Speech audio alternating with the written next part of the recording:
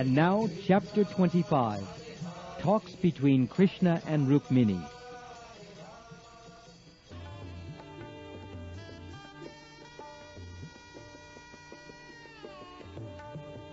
Once upon a time, Lord Krishna, the Supreme Personality of Godhead, the bestower of all knowledge upon all living entities, from Brahma to the insignificant ant, was sitting in the bedroom of Rukmini, who was engaged in the service of the Lord, along with her assistant maidservants. Krishna was sitting on the bedstead of Rukmini, and the maidservants were fanning him with a chamra, or yak-tail fly whisks.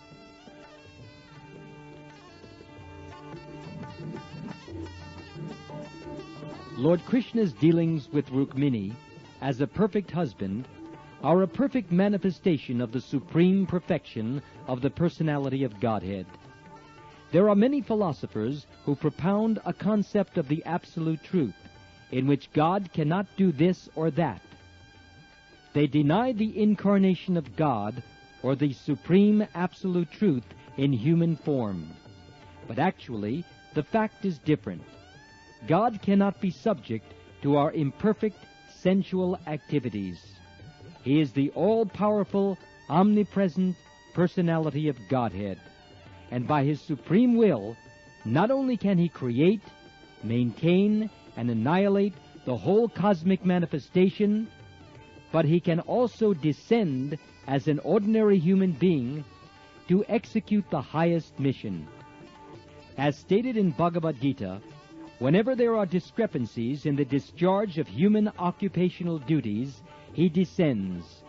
He is not forced to appear by any external agency, but descends by His own internal potency, in order to reestablish the standard functions of human activities, and simultaneously to annihilate the disturbing elements in the progressive march of human civilization. In accordance with this principle of the transcendental pastimes of the Supreme Personality of Godhead, He descended in His eternal form as Sri Krishna in the dynasty of the Yadus.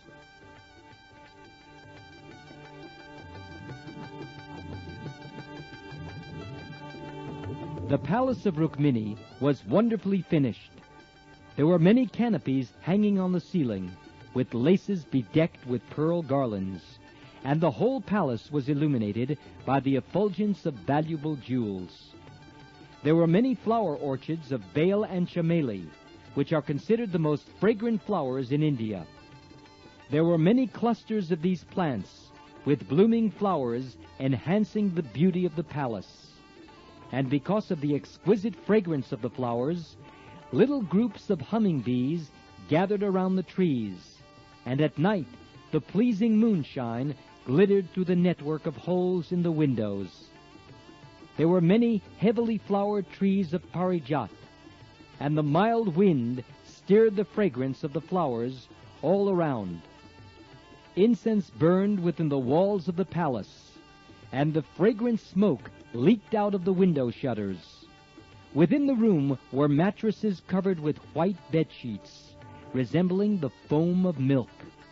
The bedding was as soft and white as milk foam. In this situation, Lord Sri Krishna sat very comfortably and enjoyed the service of Rukminiji, who was assisted by her maidservants.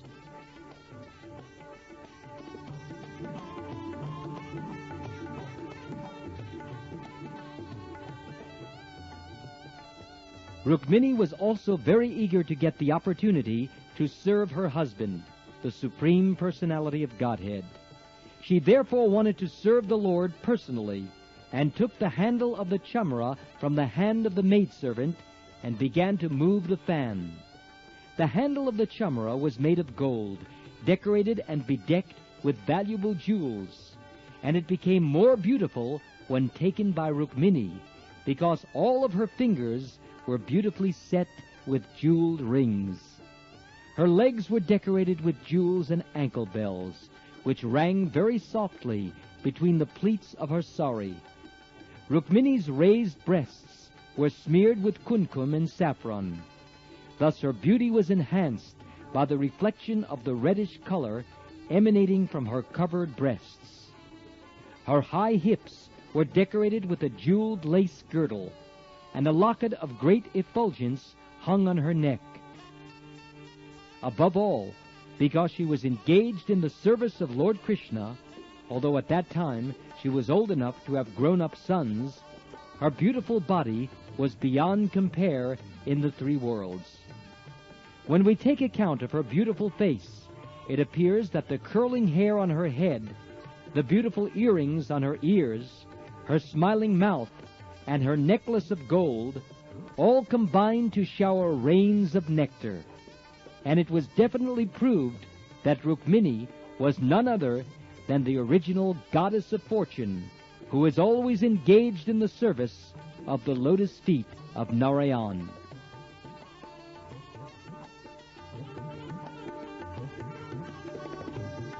The pastimes of Krishna and Rukmini in Dwarka are accepted by great authorities as manifestations of those of Narayan and Lakshmi, which are of an exalted opulence. The pastimes of Radha and Krishna in Vrindavan are simple and rural, distinguished from the polished urban characteristics of those of Dwarka. The characteristics of Rukmini were unusually bright, and Krishna was very much satisfied with her behavior.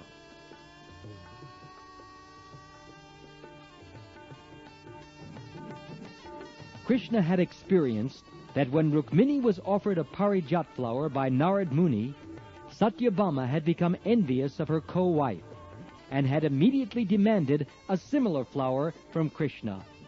In fact, she could not be pacified until she was promised the whole tree. And Krishna actually fulfilled his promise.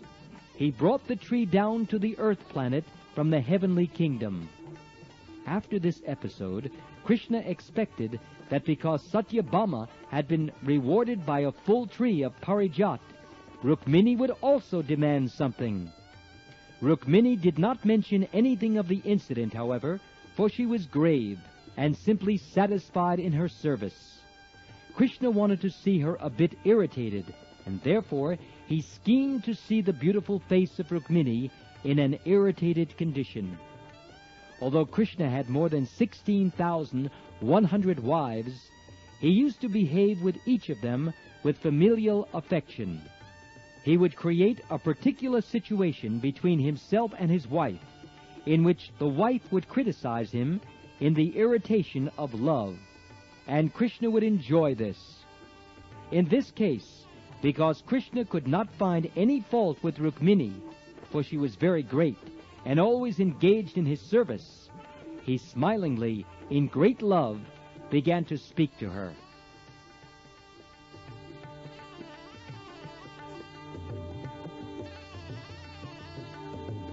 Rukmini was the daughter of King Bhishmak, a powerful king. Thus Krishna did not address her as Rukmini. He addressed her this time as the princess. My dear princess, it is very surprising. Many great personalities in the royal order wanted to marry you. Although not all of them were kings, all possessed the opulence and riches of the kingly order. They were well-behaved, learned, famous among kings, beautiful in their bodily features and personal qualifications, liberal, very powerful in strength, and advanced in every respect. They were not unfit in any way, and over and above that, your father and your brother had no objection to such a marriage. On the contrary, they gave their word of honor that you would be married with Shishupal. The marriage was sanctioned by your parents. Shishupal was a great king, and was so lusty and mad after your beauty that if he had married you, I think he would always have remained with you, just like your faithful servant.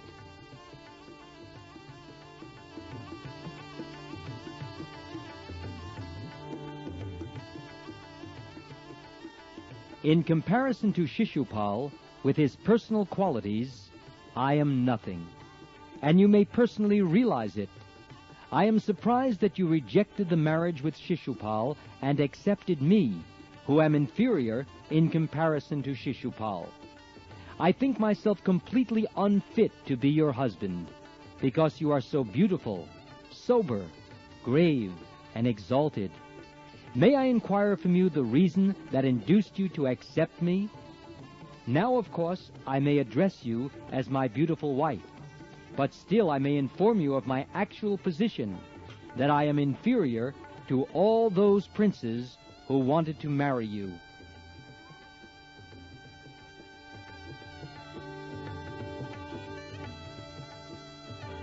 First of all, you may know that I was so much afraid of Jarasandha that I could not dare live on the land, and thus I have constructed this house within the water of the sea. It is not my business to disclose this secret to others, but you must know that I am not very heroic. I am a coward, and am afraid of them. Still, I am not safe, because all the great kings of the land are inimical to me. I have personally created this inimical feeling by fighting with them in many ways. Another fault is that, although I am on the throne of Dwarka, I have no immediate claim. Although I got a kingdom by killing my maternal uncle Kamsa, the kingdom was to go to my grandfather. So actually, I have no possession of a kingdom. Besides that, I have no fixed aim in life. People cannot understand me very well. What is the ultimate goal of my life? They know very well that I was a cowherd boy in Vrindavan. People expected that I would follow in the footsteps of my foster father, Nanda Maharaj, and be faithful to Srimati Radharani and all her friends in the village of Vrindavan. But all of a sudden, I left them. I wanted to become a famous prince. Still, I could not have any kingdom, nor could I rule as a prince. People are bewildered about my ultimate goal of life. They do not know whether I am a cowherd boy or a prince, whether I am the son of Nanda Maharaj or the son of Vasudev. Because I have no fixed aim in life, people may call me a vagabond. Therefore, I am surprised that you could select such a vagabond husband.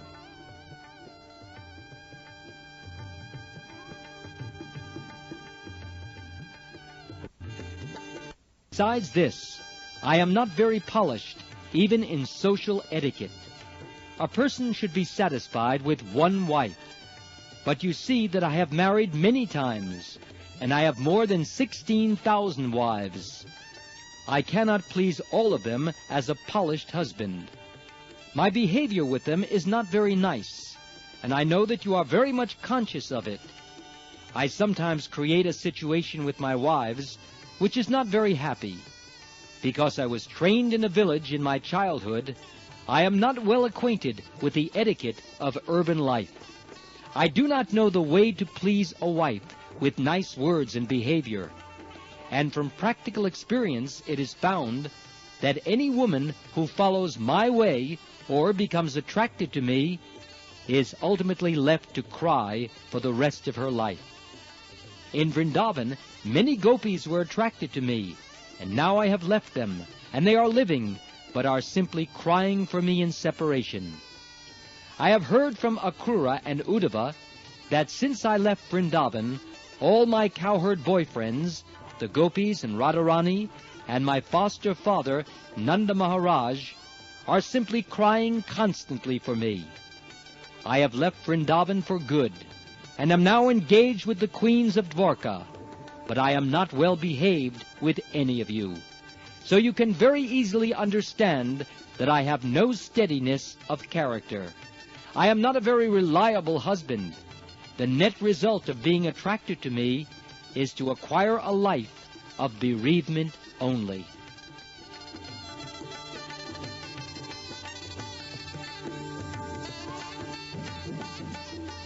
My dear beautiful princess, you may also know that I am always penniless. Just after my birth, I was carried penniless to the house of Nanda Maharaj, and I was raised just like a cowherd boy. Although my foster father possessed many hundreds of thousands of cows, I was not proprietor of even one of them.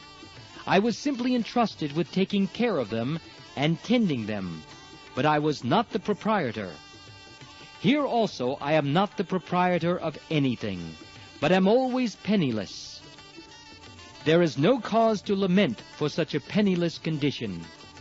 I possessed nothing in the past, so why should I lament that I do not possess anything at present? You may note also that my devotees are not very opulent. They also are very poor in worldly goods. Those who are very rich, possessing worldly wealth, are not interested in devotion to me or Krishna consciousness. On the contrary, when a person becomes penniless, whether by force or by circumstances, he may become interested in me if he gets the proper opportunity. Persons who are proud of their riches, even if they are offered association with my devotees, do not take advantage of consciousness of me. In other words, the poorer class of men may have some interest in me, but rich men have no interest. I think, therefore, that your selection of me was not very intelligent. You appear very intelligent, trained by your father and brother, but ultimately you have made a great mistake in selecting your life's companion.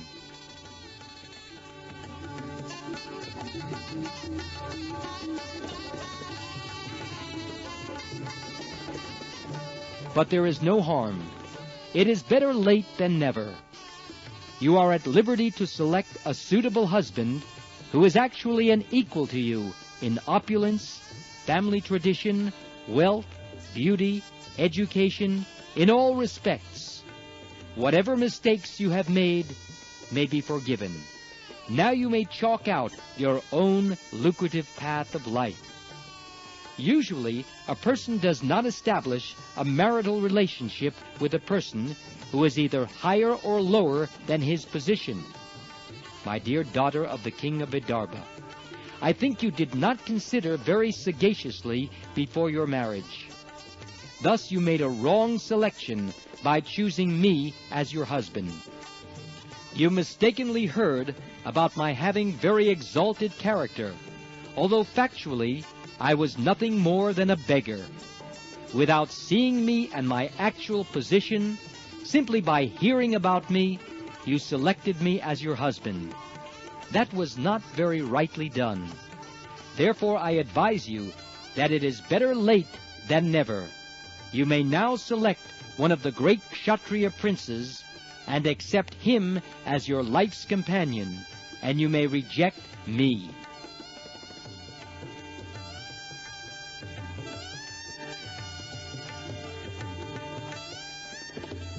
Krishna was proposing that Rukmini divorce him at a time when Rukmini already had many grown-up children.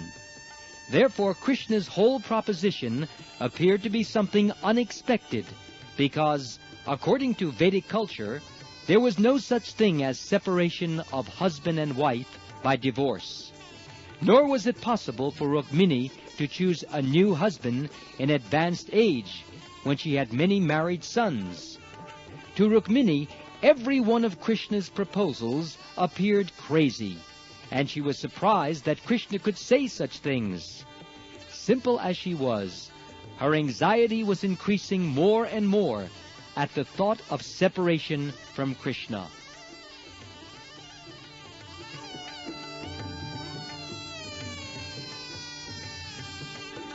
Krishna continued, "After all, you have to prepare yourself for your next life. I therefore advise that you select someone who can help you in both this life and the next, for I am completely unable to help. My dear beautiful princess, you know that all the members of the princely order, including Shishupal, Shalva, Jarasandha, Dantabhakra, and even your elder brother Rukmi, are all my enemies. They do not like me at all. They hate me from the cores of their hearts. All these princes were very much puffed up with their worldly possessions, and did not care a fig for anyone who came before them. In order to teach them some lessons, I agreed to kidnap you according to your desire. Otherwise, I actually have no love for you, although you loved me even before the marriage."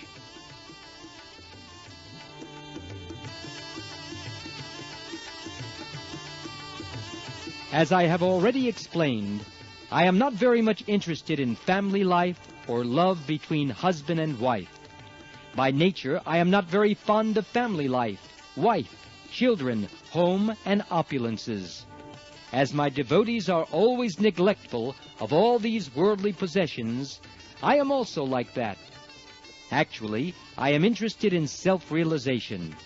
That gives me pleasure, and not this family life. After submitting his statement, Lord Krishna suddenly stopped. The great authority Shukdev Goswami remarks that Krishna almost always passed his time with Rukmini, and Rukmini was a bit proud to be so fortunate that Krishna never left her even for a moment. Krishna, however, does not like any of his devotees to be proud. As soon as a devotee becomes so, by some tactic, he cuts down that pride. In this case also, Krishna said many things which were hard for Rukmini to hear. She could only conclude that although she was proud of her position, Krishna could be separated from her at any moment.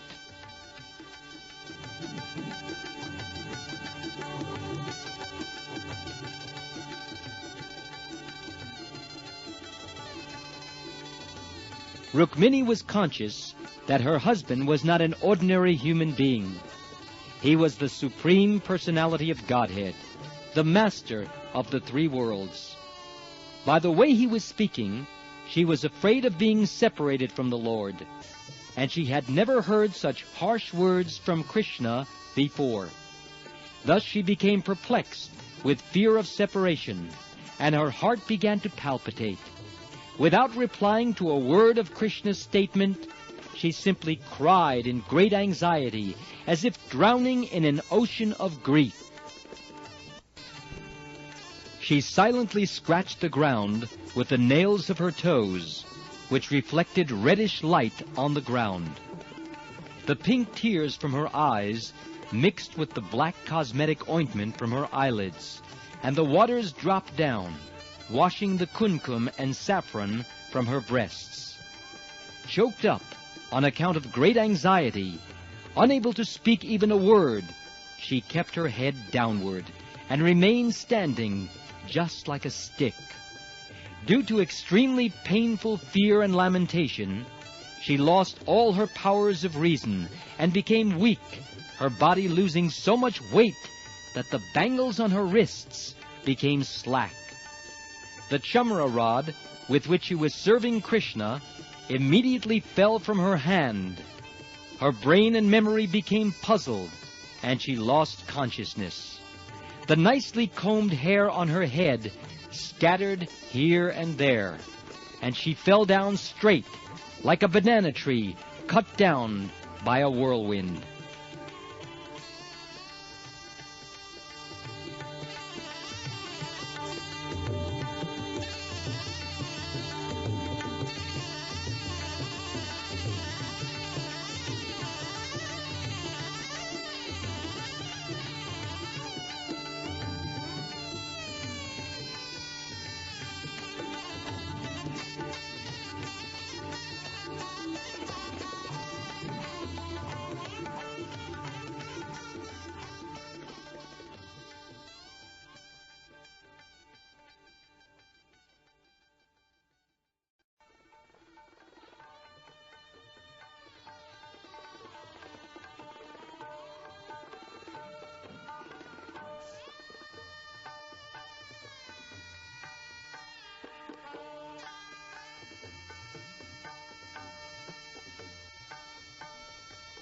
Lord Krishna immediately realized that Rukmini had not taken his words in a joking spirit.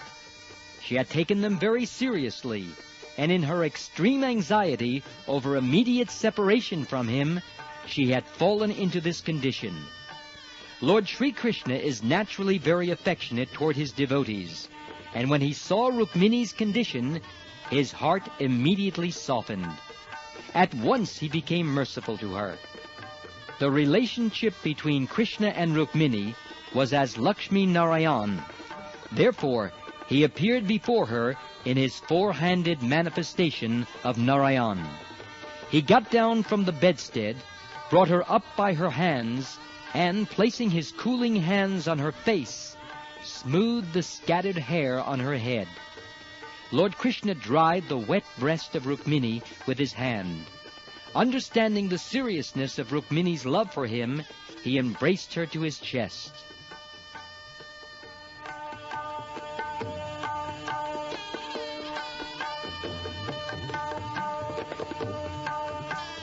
The Supreme Personality is expert in putting a thing reasonably for one's understanding, and thus he tried to retract all that he said before. He is the only resort for all devotees, and so he knows very well how to satisfy his pure devotees. Krishna understood that Rukmini could not follow the statements he had made in a joking way. To counteract her confusion, he again began to speak as follows.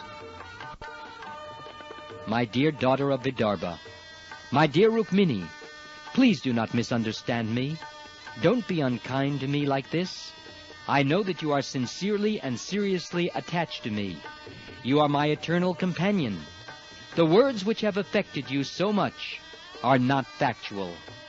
I wanted to irritate you a bit, and I was expecting you to make counter-answers to those joking words. Unfortunately, you have taken them seriously. I am very sorry for it. I expected that your red lips would tremble in anger when you heard my statement, and that you would chastise me in many words. O perfection of love, I never expected that your condition would be like this.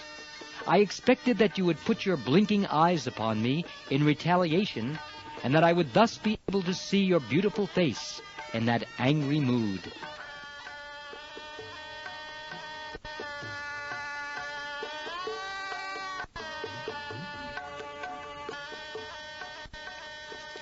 My dear beautiful wife, you know that because we are householders, we are always busy in many household affairs, and long for a time when we can enjoy some joking words between us.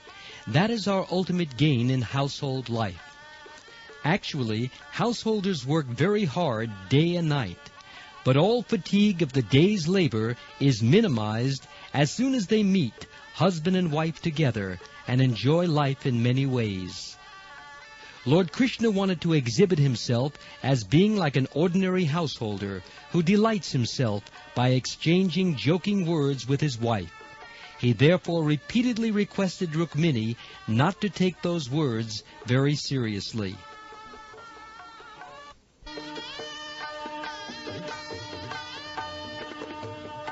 In this way, when Lord Krishna pacified Rukmini by his sweet words, she could understand that what he had formerly said was not actually meant, but was spoken to evoke some joking pleasure between themselves. She was therefore pacified by hearing the words of Krishna. Gradually, she was freed from all fear of separation from him, and she began to look on his face very cheerfully with her naturally smiling face.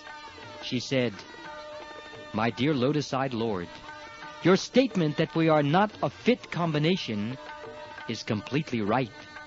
It is not possible for me to come to an equal level with you, for you are the reservoir of all qualities, the unlimited Supreme Personality of Godhead. How can I be a fit match for you? There is no possibility of comparison with you, who are the master of all greatness, the controller of the three qualities, and the object of worship for great demigods like Brahma and Lord Shiva. As far as I am concerned, I am a product of the three modes of material nature, which impede the progressive advancement of devotional service. When and where can I be a fit match for you?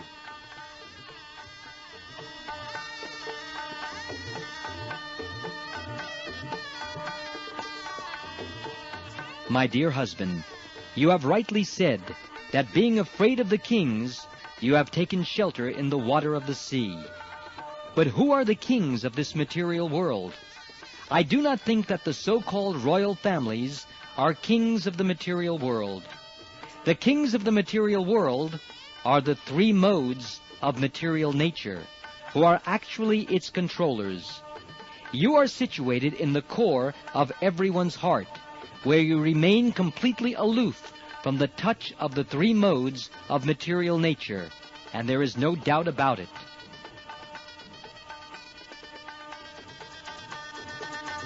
You say you always maintain enmity with the worldly kings. But who are the worldly kings? I think the worldly kings are the senses. They are most formidable, and they control everyone. Certainly you maintain enmity with these material senses. You are never under the control of the senses. Rather, you are the controller of the senses, Rishikesh. My dear Lord, you have said that you are bereft of all royal power, and that is also correct. Not only are you bereft of material world supremacy, but even your servants, those who have some attachment to your lotus feet, also give up supremacy over the material world, because they consider the material position to be the darkest region which checks the progress of spiritual enlightenment. Your servants do not like material supremacy, so what to speak of you?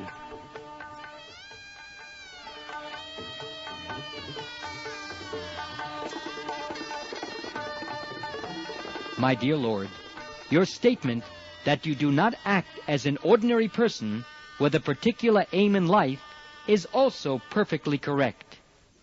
Even your great devotees and servants, known as great sages and saintly persons, remain in such a state that no one can get any clue to the aim of their lives. Human society considers them crazy and cynical. Their aim of life remains a mystery to the common human being. The lowest of mankind can know neither you nor your servant. A contaminated human being cannot even imagine the pastimes of you and your devotees. O Unlimited One, when the activities and endeavors of your devotees remain a mystery to the common human being, how can they understand your motives and endeavors? All kinds of energies and opulences are engaged in your service, but still they rest at your shelter.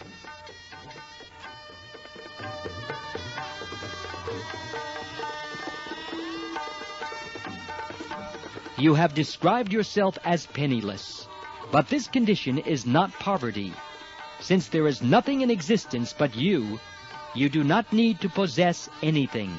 You yourself are everything. Unlike others, you do not require to purchase anything extraneously. With you, all contrary things can be adjusted, because you are absolute. You do not possess anything, but no one is richer than you. In the material world, no one can be rich without possessing. Since your lordship is absolute, you can adjust the contradiction of possessing nothing, but at the same time being the richest. In the Vedas it is stated that although you have no material hands and legs, you accept everything offered in devotion by the devotees. You have no material eyes and ears, but still you can see and hear everything everywhere. Although you do not possess anything, the great demigods who accept prayers and worship from others come and worship you to solicit your mercy. So how can you be categorized among the poor?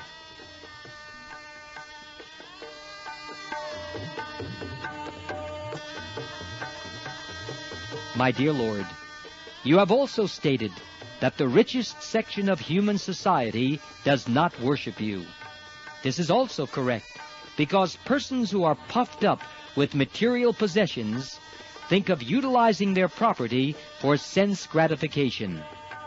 When a poverty-stricken man becomes rich, he makes a program for sense gratification due to his ignorance of how to utilize his hard-earned money. Under the spell of the external energy, he thinks that his money is properly employed in sense gratification, and thus he neglects to render transcendental service. My dear Lord, you have stated that persons who possess nothing are very dear to you. Renouncing everything, your devotee wants to possess you only. I see, therefore, that a great sage like Narad Muni, who does not possess any material property, is still very dear to you, and such persons do not care for anything but your lordship.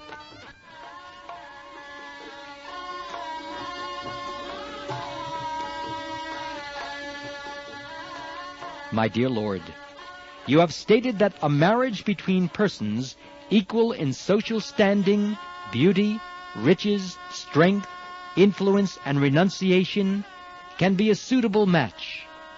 But this status of life can be possible only by your grace. You are the supreme perfectional source of all opulences. Whatever opulent status one may have is all derived from you.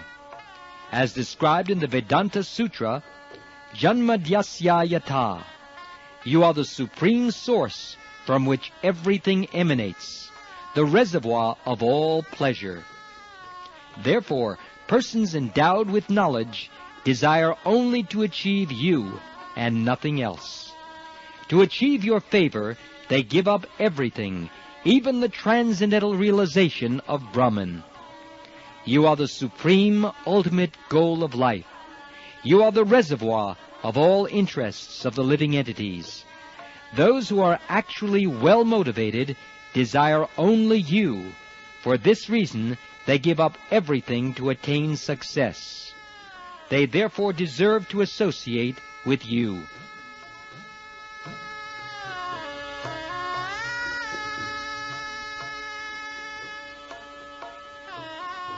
In the society of the servitors and the served in Krishna consciousness, one is not subjected to the pains and pleasures of material society, which functions according to sex attraction. Therefore, everyone, man and woman, should seek to be an associate in your society of servitors and served. You are the supreme personality of Godhead. No one can excel you, nor can anyone come up to an equal level with you. The perfect social system is that in which you remain in the center, being served as the supreme, and all others engage as your servitors. In such a perfectly constructed society, everyone can remain eternally happy and blissful.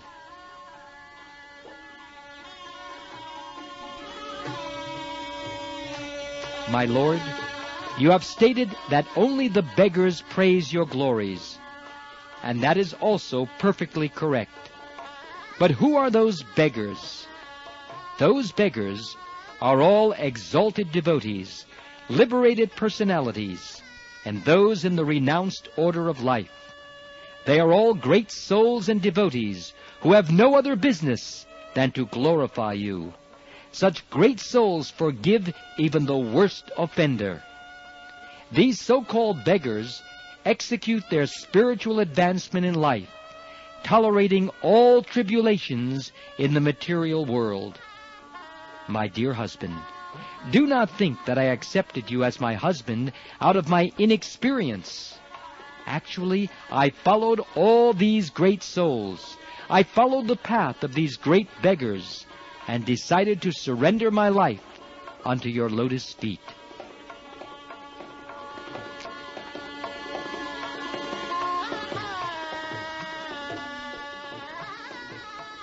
You have said that you are penniless, and that is correct, for you distribute yourself completely to these great souls and devotees. Knowing this fact perfectly well, I rejected even such great personalities as Lord Brahma and King Indra. My Lord, the great time factor acts under your direction only.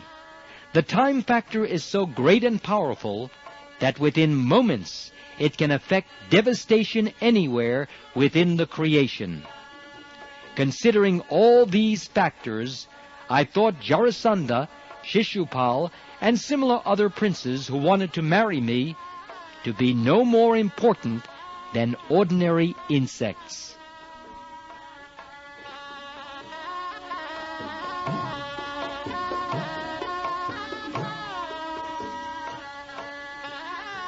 My dear all-powerful son of Vasudeva, your statement that you have taken shelter within the water of the ocean, being afraid of all the great princes, is quite suitable. But my experience with you contradicts this. I have actually seen that you kidnapped me forcibly in the presence of all these princes. At the time of my marriage ceremony, simply by giving a jerk to the string of your bow, you very easily drove the others away and kindly gave me shelter at your lotus feet. Still, I remember vividly that you kidnapped me in the same way as a lion forcibly takes its share of hunted booty, driving away all other small animals within the twinkling of an eye. My dear lotus-eyed Lord, I cannot understand your statement that women and other persons who have taken shelter under your lotus feet pass their days only in bereavement. From the history of the world, we can see that princes like Anga, Prithu, Bharat, Yayati, and Gaya were all great emperors of the world, and there were no competitors to their exalted positions. But in order to achieve the favor of your lotus feet, they renounced their exalted positions and entered the forest to practice penances and austerities. When they voluntarily accepted such a position, accepting your lotus feet as all in all, does it mean that they were in lamentation and bereavement?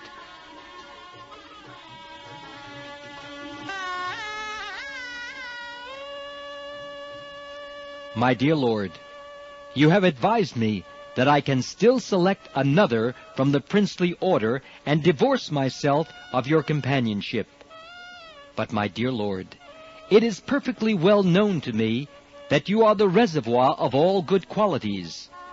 Great saintly persons like Narad Muni are always engaged simply glorifying your transcendental characteristics. If someone simply takes shelter of such a saintly person, he immediately becomes freed from all material contamination.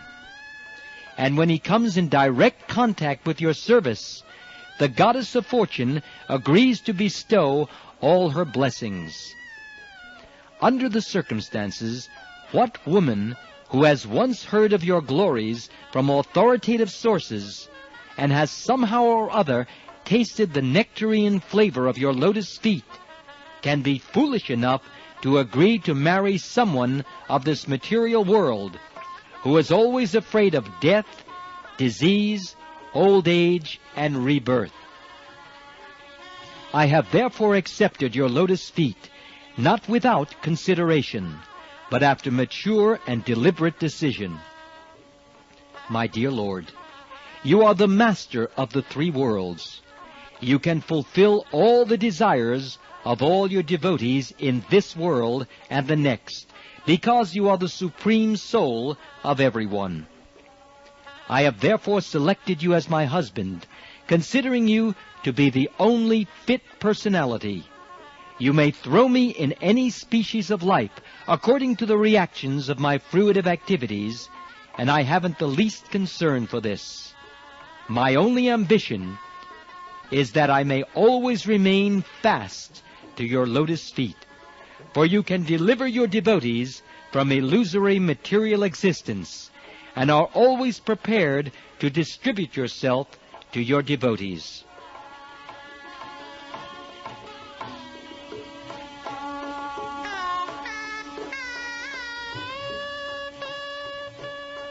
My dear Lord, you have advised me to select one of the princes, such as Shishupal, Jarasandha, or Dantavakra. But what is their position in this world? They are always engaged in hard labor to maintain their household life, just like the bulls working hard day and night with an oil-pressing machine. They are compared to asses, beasts of burden. They are always dishonored like dogs, and they are miserly like cats. They have sold themselves like slaves to their wives. Any unfortunate woman who has never heard of your glories may accept such a man as her husband.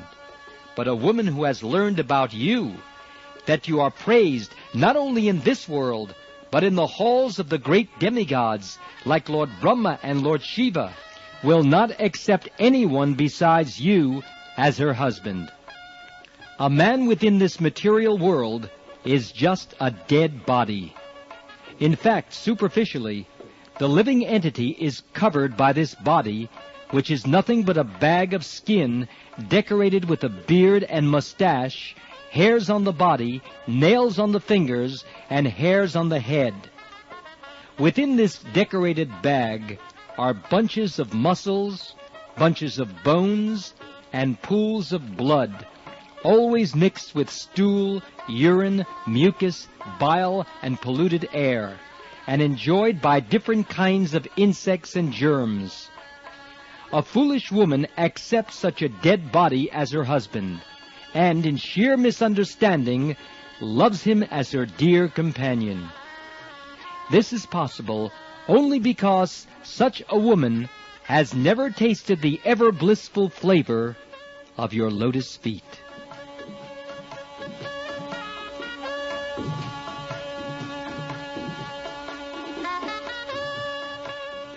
My dear lotus-eyed husband, you are self-satisfied. You do not care whether or not I am beautiful or qualified. You are not at all concerned about it. Therefore, your non-attachment for me is not at all astonishing. It is quite natural. You cannot be attached to any woman, however exalted her position and beauty. Whether you are attached to me or not, may my devotion and attention be always engaged at your lotus feet. The material mode of passion is also your creation. So when you passionately glance upon me, I accept it as the greatest boon of my life. I am ambitious only for such auspicious moments.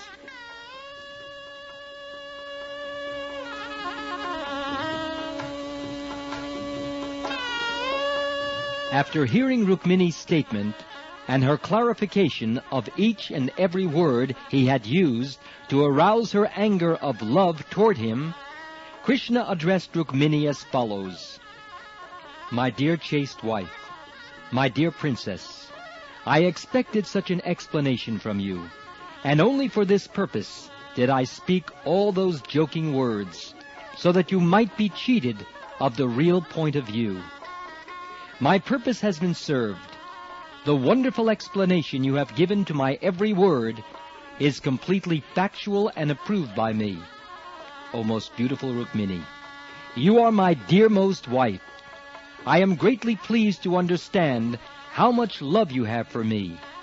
Please take it for granted that no matter what ambition and desire you might have, and no matter what you might expect from me, I am always at your service. And it is a fact also that my devotees, my dearmost friends and servitors, are always free from material contamination, even though they are not inclined to ask from me such liberation. My devotees never desire anything from me except to be engaged in my service. And yet, because they are completely dependent upon me, even if they are found to ask something from me, that is not material.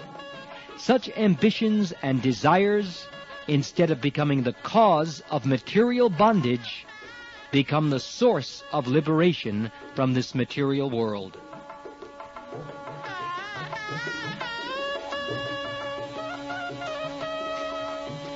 My dear chaste and pious wife, I have tested on the basis of strict chastity your love for your husband, and you have passed the examination most successfully. I have purposely agitated you by speaking many words not applicable to your character, but I am surprised to see that not a pinch of your devotion to me has been deviated from its fixed position. My dear wife, I am the bestower of all benedictions, even up to the standard of liberation from this material world. And it is I only who can stop the continuation of material existence and call one back home, back to Godhead.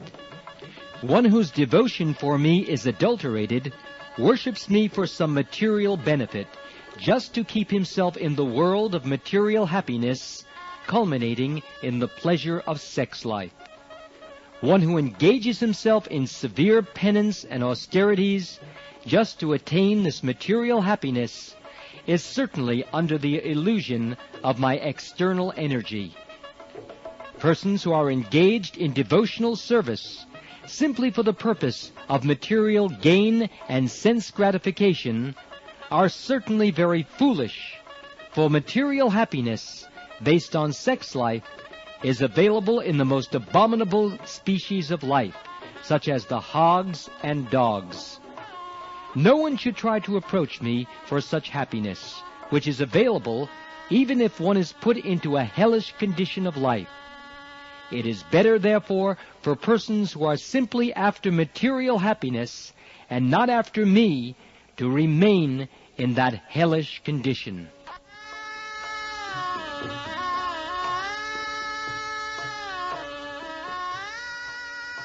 Material contamination is so strong that everyone is working very hard, day and night, for material happiness. The show of religion, austerity, penance, humanitarianism, philanthropy, politics, science, everything is aimed at realizing some material benefit. For the immediate success of material benefit, materialistic persons generally worship different demigods, and under the spell of material propensities, they sometimes take to the devotional service of the Lord. But sometimes it so happens that if a person sincerely serves the Lord and at the same time maintains material ambitions, the Lord very kindly removes the sources of material happiness. Not finding any recourse in material happiness, the devotee then engages himself absolutely in pure devotional service.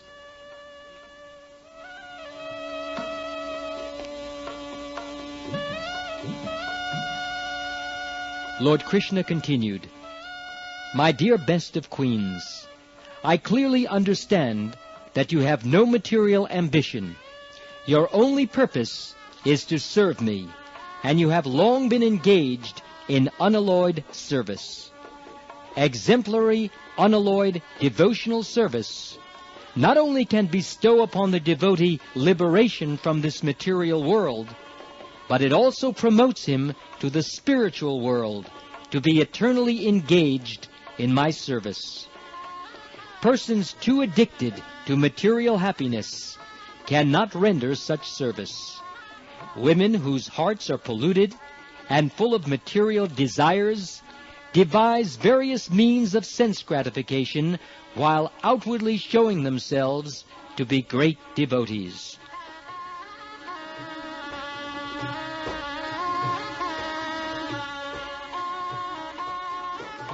My dear honored wife, although I have thousands of wives, I do not think that any one of them can love me more than you. The practical proof of your extraordinary position is that you had never seen me before our marriage. You had simply heard about me from a third person, and still your faith in me was so fixed that even in the presence of many qualified, rich, and beautiful men of the royal order, you did not select any one of them as your husband, but insisted on having me. You neglected all the princes present, and very politely you sent me a confidential letter inviting me to kidnap you. While I was kidnapping you, your elder brother Rukmini violently protested and fought with me. As a result of the fight, I defeated him mercilessly and disfigured his body. At the time of Aniruddha's marriage, when we were all playing chess, there was another fight with your brother Rukmini on a controversial verbal point, and my elder brother, Balaram, finally killed him. I was surprised to see that you did not utter even a word of protest over this incident. Because of your great anxiety that you might be separated from me, you suffered all the consequences without speaking even a word. As a result of this great silence, my dear wife, you have purchased me for all time. I have come eternally under your control.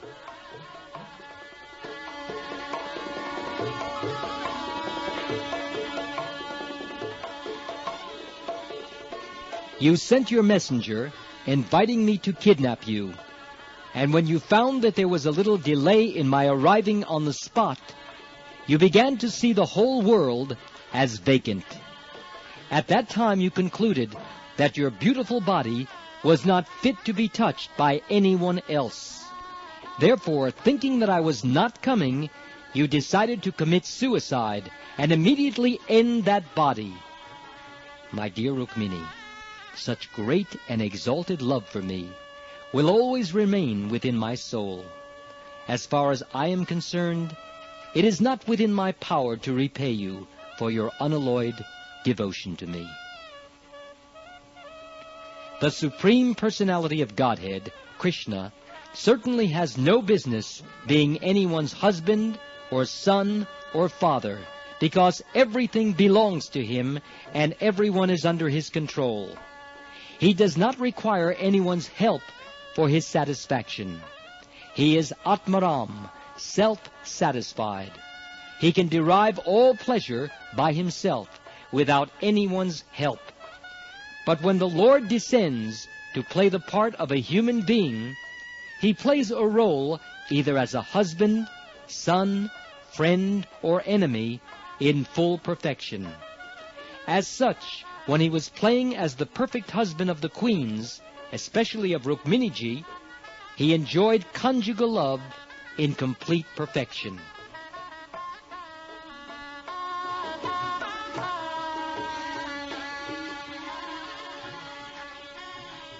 According to Vedic culture, although polygamy is allowed, none of one's wives should be ill-treated. In other words, one may take many wives only if he is able to satisfy all of them equally as an ideal householder. Otherwise, it is not allowed. Lord Krishna is the world teacher. Therefore, even though he had no need for a wife, he expanded himself into as many forms as he had wives, and he lived with them as an ideal householder, observing the regulative principles, rules, and commitments in accordance with the Vedic injunctions and the social laws and customs of society. For each of his 16,108 wives, he simultaneously maintained different palaces, different establishments, and different atmospheres. Thus the Lord, although one, exhibited himself as 16,108 ideal householders. Thus ends the Bhaktivedanta purport of the second volume, 25th chapter of Krishna, Talks Between Krishna and Rukmini.